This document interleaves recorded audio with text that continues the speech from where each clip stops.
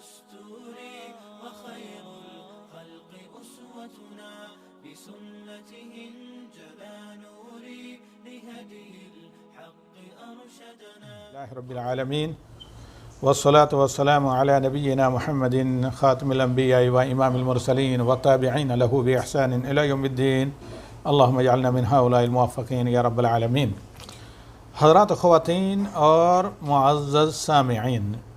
آج کے ہمارے درس تفسیر کا موضوع ہے، جیسے کہ اعلان میں آپ نے دیکھا اور پڑھا، اور امید ہے کہ اچھے طریقے سے اس کو آپ نے سمجھا بھی ہوگا. اور یہ ہیں دو آیتیں 78 اور 79، اور ان آیتوں کو میں نے جو آج شاید سرخی دی ہے وہ ہے تحریف نصوص. اس لیے میں نے اسے عام رکھا ہے، آیات نہیں کہا، کیونکہ کسی بھی قسم کی نص ہو اس میں تحریف، رد و بدل، خیانت کہلاتی ہے، اور یہ چیز بے ایمانی کی نشانی ہے. تو اسی طریقے سے ساتھ ہی ساتھ تحریف النصوص کے ساتھ ہم نے جو دوسرا عنوان دیا ہے وہ یہ ہے کہ تحریف نصوص، یعنی کوئی بھی نص ہو،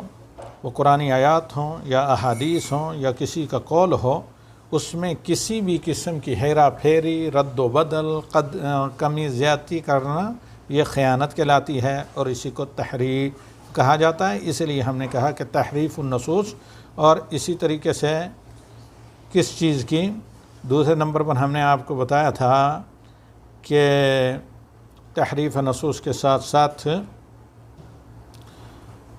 خیانت یا حرام خوری کی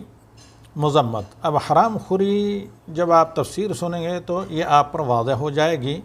کہ موجودہ دور میں حرام خوری کی کیا کیا صورتیں ہیں جو تمام کے تمام اس مذمت کے زمرے میں آتی ہیں. تو سب سے پہلے آئیے مستعین باللہ و بتوفیقہ اور تعوذ اور تسمیہ کے بعد ہم تلاوت کرتے ہیں سورہ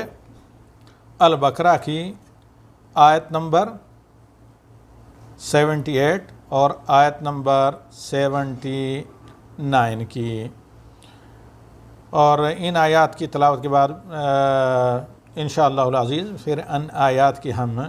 تفسیر بھی کریں گے باذن اللہ الواحد الاحد. اعوذ باللہ من الشیطان الرجیم.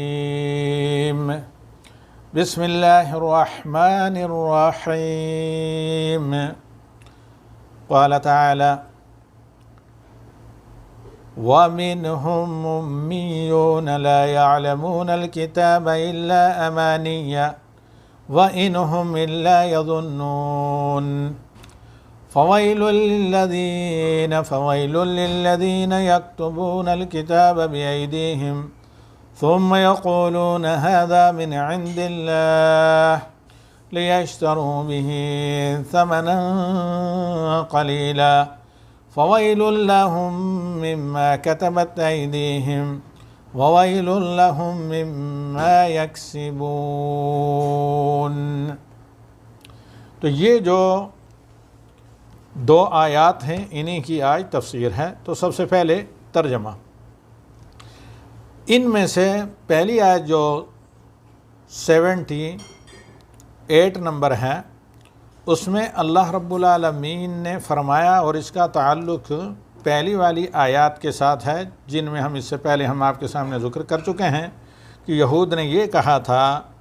اپنے امی لوگوں کو، علماء یہود جو نبی صلی اللہ علیہ وسلم پر ایمان نہیں لا رہے تھے، کہ بھئی سابقہ کتابوں میں اولڈ نیو ٹیسٹمنٹ، تورات و انجیل میں جو نبی صلی اللہ علیہ وسلم کی مبشرات ہیں، آپ صلی اللہ علیہ وسلم کے بارے میں جو آیات ہیں، ان کی تم لوگ مسلمانوں کو ان کے بارے میں نہ بتایا کرو، کسی کو نہ بتایا کرو، ورنہ عند اللہ تمہارے خلاف وہ اسے ایک ثبوت کے طور پر پیش کریں گے. تو اللہ نے کہا کہ اللہ تعالیٰ ہر چیز کو جانتا ہے. تو یہاں پر یہودیوں کے بارے میں اللہ رب العالمین بنو اسرائیل کے بارے میں کہہ رہا ہے کہ وَمِنْهُمْ أُمِّيُّونَ لَا يَعْلَمُونَ الْكِتَابَ. تو دو طبقے کے یہودی ہیں. ایک طبقہ وہ ہے جو بالکل امی ہیں، اور امی کا مطلب ہوتا ہے کہ جو پڑھنا اور لکھنا نہ جانتا ہو. اس لیے اللہ کے نبی صلی اللہ علیہ وسلم امی کہلاتے تھے. امی کا مطلب یہ نہیں ہوتا ہے کہ اسے علم نہیں، بسا اوقات پڑھے لکھے سے زیادہ امی کے پاس علم ہوتا ہے، لیکن جو ذریعہ تعلیم و تعلم ہے پڑھنا لکھنا یہ ان کے پاس نہیں ہوتا. تو اللہ کے نبی صلی اللہ علیہ وسلم پر یہ آیات نازل ہوئی تو اللہ تعالیٰ نے کہا کہ یہودیوں میں ایک طبقہ جو امی ہے، جو پڑھنا لکھنا نہیں جانتا، تو لہذا جب پڑھنا لکھنا نہیں جانتا تو یہ تحریف بھی نہیں کرتے، یہ وہی بیان کرتے ہیں جو پڑھے لکھے لوگوں سے سنتے ہیں، جو تورات وغیرہ کو پڑھتے ہیں. اور ایک طبقہ وہ ہے جو پڑھنا لکھنا جانتا ہے، اور یہ جانتے بوجھتے ہوئے نبی صلی اللہ علیہ وسلم کے بارے میں جو اللہ رب العالمین کی طرف سے خبر یقین ہے اس کو چھپاتے ہیں. اور یہ جو امی لوگ ہیں یہ تو کتاب کو نہیں جانتے، لیکن صرف ان کی کچھ تمنائیں آرزویں ہیں اور کچھ ایسی باتیں ہیں جو بلا کسی دلیل کے، بلا کسی سابقہ آسمانی کتابوں کی کسی آیت پر اساس اور بنیاد ان کی نہیں، بلکہ ایک ان کا تصورات ہیں، خیالات ہیں، جھوٹی آرزویں ہیں، جن آرزوؤں کو وہ اپنے ایمان کا حصہ بناتے ہیں. اور یہاں پر اللہ رب العالمین نے کہا کہ اور وَإِنْهُمْ إِلَّا يَظُنُّونَ، یہاں پر ظن بمعنی کذب ہے، یعنی وہ جھوٹ بولتے ہیں، جھوٹ سے کام لیتے ہیں. خواہ وہ لوگ جو امی ہوں جھوٹ بولتے ہوں، یا وہ لوگ جو پڑھنا لکھنا جانتے ہیں اور پھر اللہ تعالیٰ کی آیات میں تورات و انجیل میں جو ہیں منمانی کرتے ہیں، تحریف کرتے ہیں. یہ ان دونوں طبقوں کے بارے میں اللہ رب العالمین کہہ رہا ہے کہ فَوَيْلٌ لِّلَّذِينَ يَكْتُبُونَ الْكِتَابَ بِأَيْدِيهِمْ، تباہی اور بربادی ان لوگوں کی جو اپنے ہاتھوں سے اپنی طرف سے تورات و انجیل میں تحریف کر کے لکھتے ہیں ان کتابوں میں، اور پھر یہ کہتے ہیں کہ اللہ کا کلام ہے. ثُمَّ يَقُولُونَ هَذَا مِنْ عِنْدِ اللَّهِ، پھر یہ دعویٰ کرتے ہیں کہ یہ اللہ کی طرف سے ہے. لِيَشْتَرُوا بِهِ ثَمَنًا قَلِيلًا، تاکہ یہ کیا کریں، اس سے صرف اپنی جیبوں کو بنیں یا اپنی دنیاوی مال و اسباب جمع کریں. آگے اللہ نے کہا فَوَيْلُ لَّهُم مِّمَّا كَتَبَتْ أَيْدِيهِمْ، جو ان کے ہاتھوں نے تحریف کی ہے اللہ تعالیٰ کی کتاب میں تو ان کے لیے بربادی ہو. وَوَيْلُ لَّهُم مِّمَّا يَكْسِبُونَ، اور بربادی ہو جو وہ کیا کرتے ہیں، یعنی مال لیتے ہیں اللہ تعالیٰ کی کتاب کے اندر تحریف کر کے. تو موجودہ دور میں آپ دیکھیں گے کہ بہت سے ایسے کلمہ گو جو مسلمان ہیں وہ جانتے ہیں کہ جادو سیکھنا سکھانا نواقض اسلام میں سے ہے، لیکن جادو کرتے کراتے ہیں، جادوگروں کے پاس جاتے ہیں، جادوئی تعویذ وغیرہ لیتے ہیں اور اس کی تصدیق کرتے ہیں، صرف کس لیے، اپنی دنیا چلانے کے لیے، مال اور پیسہ جمع کرنے کے لیے. اسی طرح آپ دیکھیں گے کہ بہت سے لوگ تعویذ فروش وہ جانتے ہیں کہ یہ تمام کی تمام چیزیں اسلامی آداب اور اخلاق اور شریعت کے منافی ہے، لیکن اس کے باوجود یہ تمام کام کس لیے کرتے ہیں، صرف اپنی دنیا کی چند دن کی راحت کے لیے یا ناجائز طریقے سے مال جمع کرنے کے لیے. تو اللہ رب العالمین نے کہا کہ ان لوگوں کے لیے ویل کا اطلاق کئی ایک چیزوں پر ہوتا ہے، جہنم کی ایک وادی، تباہی اور بربادی اور تنبیہ وغیرہ کے لیے بھی. اور بعض جگہ جب متعارض نہ ہو تو یہ سارے کے سارے معنی مراد ہوتے ہیں، اور یہاں سب کے سامنے معنی مراد ہیں کیونکہ مخاطب یہود ہیں.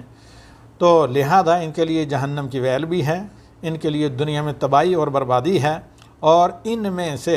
ذرا ہوش کے ناخن سے کام لینے والوں کے لیے تنبیہ بھی ہے کہ وہ آج اسے سنبھل جائیں، نبی صلی اللہ علیہ وسلم پر ایمان لائیں اور اللہ تعالیٰ کی کتاب پر میں تحریف نہ کریں، جس تحریف کا اسے علم ہے اسے براحت کا اظہار کریں وغیرہ. اور اس سلسلے میں دو چیزوں کی میں وضاحت کرنا چاہتا تھا یہاں پر. ان میں سے پہلی چیز اگر آپ دیکھیں گے کہ یہاں پر اللہ رب العالمین نے کہا ہے کہ وَمِنْهُ أُمِّيُّونَ، امت کی وضاحت کے سلسلے میں اللہ کے نبی صلی اللہ علیہ وسلم کی بعض احادیث ہیں اور اسی طریقے سے کچھ قرآنی آیات، اور ان قرآنی آیات میں اللہ رب العالمین نے کہا ہے کہ جس کا میں صرف یہاں معنی بیان کروں گا، چونکہ درس تفسیر کے بعد ایک خاتون کو، نصرانی خاتون کو اسلام قبول کرنا ہے، تو یہاں پر میں اہل کتاب میں سے خاتون کو اسلام قبول کرنا ہے، ان کو میں نے ٹائم دیا ہوا ہے 9 بجے سے پہلے کا، یعنی زیادہ سے زیادہ 9 بجے تک کا۔ تو یہاں پر دیکھیے وَمِنْهُمْ أُمِّيُّونَ لَا يَعْلَمُونَ الْكِتَابَ، تو اس سلسلے میں امی میں معنی اس کا بتا چکا ہوں، جو پڑھنا لکھنا نہ جانتا ہو۔ اور اللہ کے نبی صلی اللہ علیہ وسلم کے بارے میں اللہ رب العالمین نے قرآن عزیز کے اندر کہا ہے کہ آپ صلی اللہ علیہ وسلم کیا تھے کہ امی تھے، اور اللہ رب العالمین نے کہا کہ آپ صلی اللہ علیہ وسلم کے بارے میں اللہ رب العالمین نے کہا وَمَا كُنْتَ تَتْلُو مِنْ قَبْلِهِ مِنْ كِتَابٍ وَلَا تَخُطُّهُ بِيَمِينِكَ إِذًا لَّارْتَابَ الْمُبْطِلُونَ، سورہ عنکبوت کی آیت نمبر 48، کہ اے محمد صلی اللہ علیہ وسلم، یہ مشرکین مکہ کیسے آپ پر الزام لگاتے ہیں کہ سابقہ اہل کتاب کی باتوں کو آپ نے خود جمع کر لیا قرآن میں، یا قرآن آپ نے خود ساختہ، یہ آپ کا بنایا ہوا ہے، اور وہ خود اپنے آپ کو جھٹلا رہے ہیں۔ کیوں؟ اے محمد وَمَا كُنْتَ تَتْلُو مِنْ قَبْلِهِ مِنْ کتاب، یہ تو ان کی تہمت کا کوئی تک ہی نہیں بنتا، کیونکہ آپ تو پڑھنا ہی نہیں جانتے تھے قرآن سے پہلے، وَلَا تَخُطُّهُ بِيَمِينِكَ، اور نہ ہی آپ قلم چلانا جانتے، نہ ہی لکھنا جانتے تھے۔ اِذًا لَّارْتَابَ الْمُبْطِلُونَ، تو یہ باطل پسند، یہ جھوٹے لوگ، یہ باطل لوگ یعنی کفار آپ پر شک کرتے کہ آپ نے قرآن گھڑ لیا ہے، نہ لکھنا جانتے تھے، نہ پڑھنا جانتے تھے، تو کیسے پڑھ سکتے ہیں؟ بلکہ آپ کا امی ہونا آپ کی پیغمبری، رسالت، نبوت کی صداقت کا سب سے بڑے ثبوتوں میں سے ایک ثبوت ہے۔ سورہ عنکبوت آیت نمبر 48۔ اور اسی طرح نبی صلی اللہ علیہ وسلم کا فرمان اِنَّ أُمَّةً أُمِّيَّةً لَا نَكْتُبُ وَلَا نَحْسِبُ الشَّهْرُ هَكَذَا وَهَكَذَا، لمبی حدیث، کہ ہم امی لوگ ہیں، یعنی اس زمانے کے جو عرب تھے، نہ ہم حساب کرتے ہیں اور نہ ہی ہم لکھتے پڑھتے ہیں، تو مہینہ اتنا اتنا یعنی ہوتا ہے، کبھی 29 کا ہوتا ہے، کبھی 30 کا ہوتا ہے، اور ہم اپنی عبادات کے اوقات وغیرہ میں حساب وغیرہ کے محتاج نہیں۔ اور اسی طرح اللہ رب العالمین کا فرمان سورہ جمعہ میں هو الذی بعث فی الامیین رسولا منہم، اللہ وہ ذات ہے جس نے امیوں میں انہی میں سے ایک رسول بھیجے، سورہ جمعہ کی آیت نمبر 2۔ ابن جریر رحمہ اللہ فرماتے ہیں، ابن جریر یعنی امام ابن جریر الطبری، نصبت العرب من لا یکتب ولا یخط من الرجال الى امہ فی جہلہ بالکتاب دون ابیہ، کہ زمانہ ما قبل شریعت محمد عرب ایسے آدمی کو جو لکھنا پڑھنا نہیں جانتا تھا، باپ کے بجائے ماں کی طرف منسوب کرتے تھے، اس اعتبار سے اسے امی کہا کرتے تھے۔ اور اسی طرح ابن عباس رضی اللہ تعالیٰ عنہ سے مروی اس کے خلاف ہے، وہ یہ کہ ابن عباس رضی اللہ تعالیٰ عنہ سے مروی ہے کہ وَمِنْهُمْ أُمِّيُّونَ، تو قال امیون قوم لم يصدقوا رسولا ارسلہ اللہ ولا کتابا انزلہ اللہ، جن لوگوں نے کسی ایسے رسول کو جسے اللہ نے بھیجا اس کی تصدیق نہیں کی، اور اسی طریقے سے اللہ کی نازل کردہ کسی کتاب کی تصدیق نہیں کی، فَكَتَبُوا كِتَابًا بِأَيْدِيهِمْ، اپنے ہاتھوں سے انہوں نے جیسے بعض بت پرستوں میں کتابیں لکھی، اور پھر بیوقوف جاہل لوگوں کو کہا ھذا من عند اللہ، یہ اللہ کی طرف سے ہے۔ تو یہاں پر یہود کے بارے میں اللہ رب العالمین نے کہا کہ وہ 2 طبقے ہیں، ایک وہ طبقے جو امی ہیں، اور دوسرا وہ طبقہ ہے جو کیا کرتا ہے کہ اپنی طرف سے لکھ کر اللہ کا کلام تورات و انجیل میں اسے شامل کر کے اللہ کا کلام قرار دیتے ہیں، لیکن دونوں ایک چیز میں شامل ہیں، وہ یہ کہ جھوٹی تمنائیں، جبکہ اللہ تعالیٰ کے تمام انبیاء نے، اللہ تعالیٰ کی کتابوں نے کیا تعلیم دی ہے کہ جھوٹی تمنا نہ کریں، ایمان لائیں، ایمان کے تقاضوں کے مطابق عمل صالح کریں، اور پھر اس کے بعد اللہ تعالیٰ سے حسن ظن اور امید رکھیں۔ جہاں اللہ کی پکڑ کا خوف دامن گیر رہے، جو برائی سے بچا کر رکھے، اور اللہ تعالیٰ کی رحمت کے امیدوار رہیں تاکہ مایوس نہ ہوں اور روز افزوں صالح اعمال میں آپ ترقی کریں۔ اس موضوع کو آیت نمبر 80 اور 81 میں انشاءاللہ آئندہ دروس میں ہم آپ لوگوں کے سامنے اس کی کافی وضاحت کریں گے۔ آج ذرا میں اختصار سے کام لیتا ہوں، اور وہیں ہم ذکر کریں گے کہ ان کی آرزوئیں کیا تھی، جن آرزوؤں پر اللہ رب العالمین نے ان کی کرٹیسائز کیا ہے، تنقید کیا ہے کہ اہل ایمان کی اس طرح کی بلا ایمان و عمل کے آرزوئیں کام نہیں دیتی، اور اہل ایمان کے لیے یہ جائز نہیں ہے کہ کسی بھی قول میں جو صاحب قول کا ہو، یعنی اللہ تعالیٰ کا کلام، اللہ تعالیٰ کی آیات میں، یا اسی طریقے سے اللہ کے قرآن کی آیات کی تفسیر نبی صلی اللہ علیہ وسلم صحابہ سے ثابت ہے تو اس میں منمانی کریں، یا اسی طرح اللہ کے نبی صلی اللہ علیہ وسلم کی طرف کوئی ایسی چیز منسوب کریں جو ایتھنٹک نہ ہو۔ اسی طرح کسی کا بھی قول نقل کریں تو اس قول میں اپنی طرف سے کچھ ملائیں، تو تحریف کی بہت زیادہ مذمت آئی ہے کہ اللہ رب العالمین نے ان کے لیے جہنم اور ساتھ ہی ساتھ ان کے لیے تباہی اور بربادی اور مزید انہیں وارننگ دی کہ وہ سنبھل جائیں اس برے کام سے۔ دوسری بات جو آج کے اعلان سے آپ کے سامنے ظاہر ہوئی وہ یہ کہ حرام خوری، اس تحریف کے ساتھ ساتھ جو چیز علماء یہود پڑھے لکھے لوگوں میں پائی جاتی تھی وہ یہ کہ صرف اپنی دنیاوی اسٹیٹس کو بہتر کرنے کے لیے، دنیاوی آرام کوشی کے لیے اور دنیاوی جاہ و جلال کے لیے، دنیاوی مال و دولت کے لیے کیا کرتے تھے، وہ اللہ تعالیٰ کے کلام کو لوگوں کی مرضی کے مطابق فتاوے دے کر یا اس کے اندر تحریف کر کے بیچتے تھے۔ اب یہ چیز اگر موجودہ دور میں بھی کلمہ گو مسلمانوں میں سے کوئی کرے، خواہ وہ تعویذ فروشی ہو یا سحر و جادو وغیرہ ہو یا دیگر اس طرح، یا صرف محض حصول دنیا کے لیے دینی تعلیم کو ذریعہ بنائے، تو یہ تمام کے تمام چیزیں کس میں آتی ہیں؟ حرام خوری میں، اور دونوں چیزوں کی نصوص میں تحریف، رد و بدل اور تبدیلی اور منمانی شرع یا تفسیر کرنے کی، اور یا اپنے ہوائے نفس کے مطابق اس کی تفسیر کرنا، یا یہ ہے کہ اپنی پبلک یا لوگوں کو راضی کرنے کے لیے اس کی توضیح اور تفسیر لوگوں کی رضا اور منشے کے مطابق کرنا، یا ان چیزوں کو دنیا کمانے کے لیے استعمال کرنا، خواہ اللہ رب العالمین کے منشے نبی صلی اللہ علیہ وسلم کی تعلیمات کے خلاف کیوں نہ ہو، تو یہ دونوں کی دونوں چیزیں تحریف اور اسی طریقے سے اللہ کے کلام کو بیچ کر اس کے ذریعے دنیا کمانا، دونوں کی دونوں چیز قابل مذمت ہیں جو کسی مسلمان کے لیے جائز نہیں۔ اور اس میں ایک چیز کی ہم یہاں پر وضاحت کر چکے ہیں کہ لیکن اصل مقصد یہ نہ ہو،